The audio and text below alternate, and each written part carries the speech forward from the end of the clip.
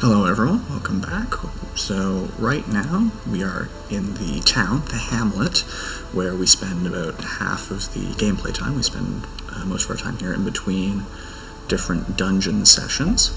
Unfortunately at the moment most of the buildings are closed. We have to complete more missions, but we can go into the stagecoach, and this is where we recruit more of our characters to flesh out our roster of heroes. Fools and corpses. All will find their way to Normally the heroes that are present here are just randomly generated from all of the different hero types that you can get, but because this is our first time here, there's always just going to be a plague doctor and a vestal here for us.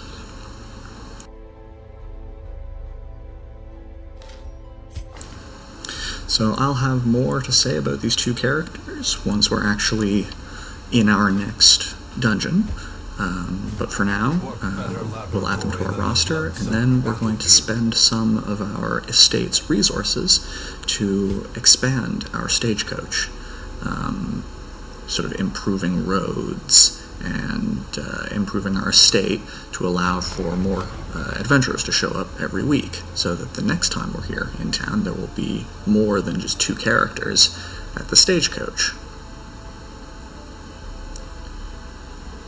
However, upgrading it multiple times like that has meant that we've now run out of deeds, which means that in order to expand more of our town, we're going to have to go explore some more dungeons. So we're just going to go ahead and do that now. This is the exploration screen where we can choose where we want to go. At the moment, because this is very early on in the game, our only options are to go to the ruins. However, there are a number of other areas that we can choose to explore. So what we have to do is we have to drag heroes from our roster into that bottom line, where we sort of choose the order of our characters, and then we go and explore the dungeon in the same way that we were moving through that tutorial screen. So I'm just going to go ahead and drag the two new characters that we have down onto the bar, and then when I'm ready to go, we'll move on to the provisions screen.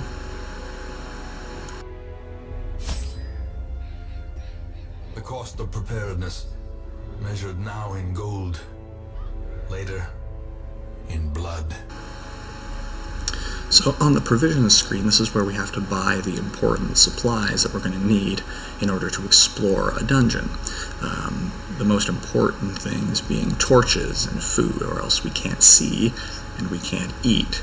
Most of the other supplies that we can get include things like bandages and medicinal herbs, and holy water, and things that we'll be using to interact with different objects in the dungeons. However, it's important to note that every supply that we buy fills up space in our very limited inventory, and that inventory is shared with any treasure that we want to take with us.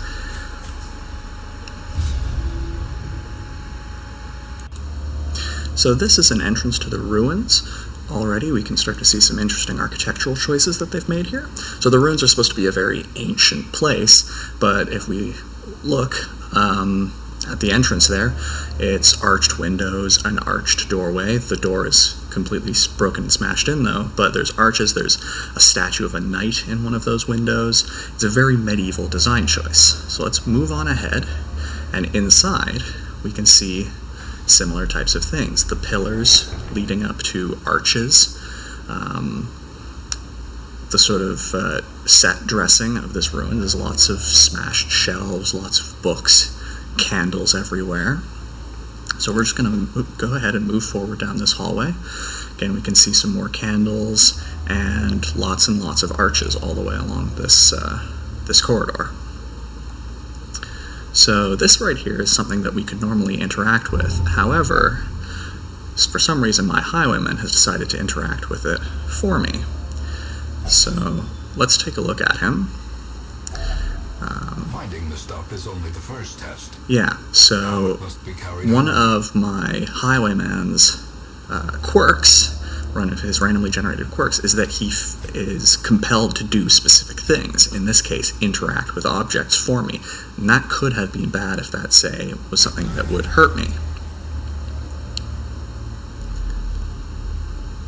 So in this particular room, there's just a small battle, but while that's going on, in the background of this battle scene, we can see again lots of arches with large sort of metal grates or doors in them, columns leading up to ceilings. Everything is made from brick. It very much feels like we're inside a large medieval castle or cathedral, and we'll be seeing that throughout the different rooms of the ruins that we explore.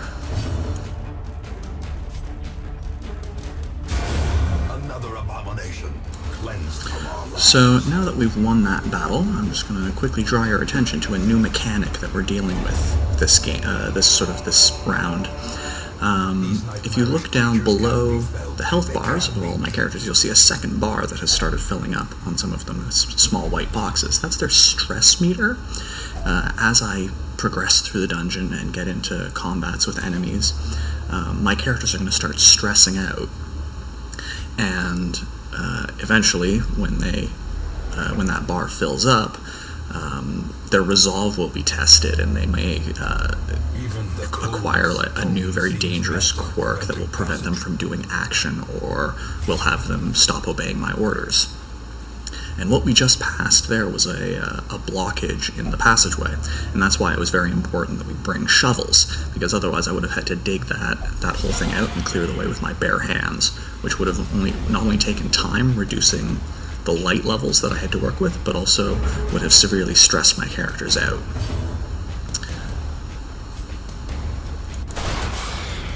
Now, while this battle is going on, I'm going to take a few minutes to talk about the two new characters that we added to our roster for this dungeon, the Plague Doctor and the Vestal.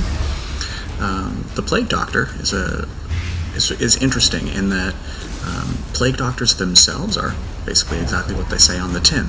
They were doctors who tried to cure the plague, or who helped to try and relieve outbreaks of the plague. And they did exist during the medieval period, and during the outbreaks of things like the Black Death, there were plague doctors around for that.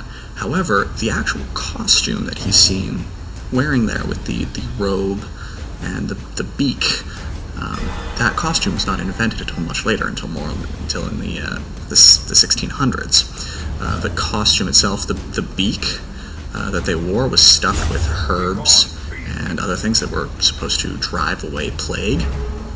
However, the plague doctors that would have existed during the medieval period did not actually wear them. So the plague doctor is an interesting character in that it is in a sense a form of medievalism. It's a bit of a throwback to the plague doctors of the medieval period. However, they've dressed this plague doctor as sort of the early modern variant of them.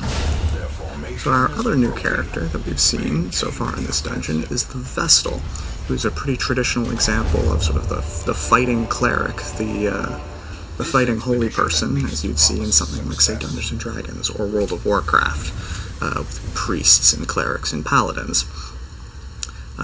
In this game, the Vestal is not particularly strong, but brings a number of healing abilities and stun effects and stuff like that.